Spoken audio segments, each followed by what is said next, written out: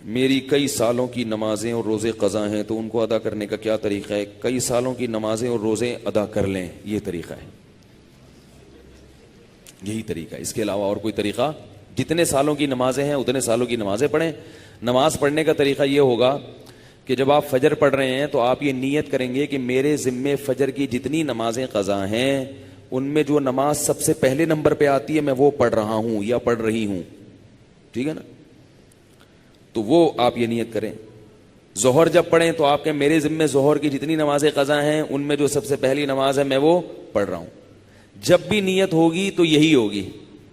جب آپ دوبارہ فجر پڑھیں گے پھر آپ یہی نیت کریں گے میرے ذمے فجر کی جتنی نمازیں ہیں ان میں سب سے پہلی نماز، کیونکہ وہ جو آپ نے پڑھ لی ہے نا وہ تو ذمے میں رہی نہیں ہے، نہیں یاری نا، وہ تو ذمے میں رہی نہیں ہے، تو وہ خود بخود دوسری نماز پہلے نمبر پہ آ جائے گی ان نمازوں میں جو آپ کے ذمے میں ہیں، سمجھ رہے ہو؟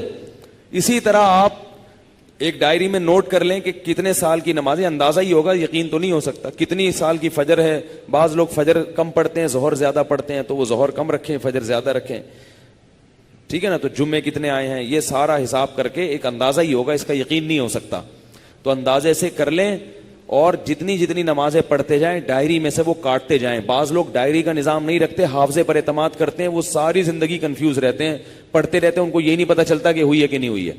اس لیے حافظے پر اعتماد نہ کریں، ڈائری میں باقاعدہ نوٹ کریں اور جتنی نمازیں ہوتی جا رہی ہیں ان کو کاٹتے چلے جائیں، تو انشاءاللہ یہ نمازیں آپ کی امام مہدی کے آنے سے پہلے پہلے، جس اسپیڈ سے آپ پڑھ رہے ہیں اس میں تو یہی ہے کہ امام مہدی کے آنے سے پہلے پہلے یہ نمازیں آپ کی امید ہے کمپلیٹ ہو جائیں۔ تو بھائی 24 گھنٹے میں کم از کم ایک دن کی نماز لازمی پڑھو، ایک دن کی بھی نہیں پڑھ رہے تو پھر گناہ ہونے کا خطرہ ہے بہت سخت، اور ایک دن کی اگر پڑھ رہے ہو تو اگر موت آ گئی تو وصیت کر کے جاؤ، تو اللہ کی رحمت سے امید ہے اللہ تعالیٰ معاف کر دیں، کیونکہ انسان اس سے زیادہ کا مکلف نہیں ہے نا۔ اب ایک دن میں 5 نمازیں فرض بھی پڑھنی ہے، پھر قضا بھی پڑھنی ہے، تو اور بھی تو کام کرنے ہیں نا۔ بعض لوگ تو ایسے ہوتے ہیں اولو العزم ہوتے ہیں کہ وہ ایک دن میں 5 دن کی نمازیں قضا پڑھ لیتے ہیں۔ ہمارے حضرت کے ایک مرید تھے، وہ تقریباً 50 سال کی عمر میں دین پر آئے، گورنمنٹ میں کسی ادارے میں آفیسر تھے۔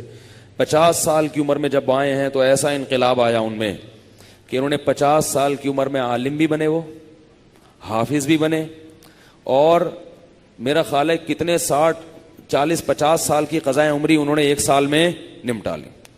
ہم جب بھی جاتے تھے ہر وقت نماز پڑھ رہے ہوتے تھے یا تلاوت کر رہے ہوتے تھے اور مدرسے میں پڑھ بھی رہے ہوتے تھے، ایسا ٹائم کو مینج کیا انہوں نے۔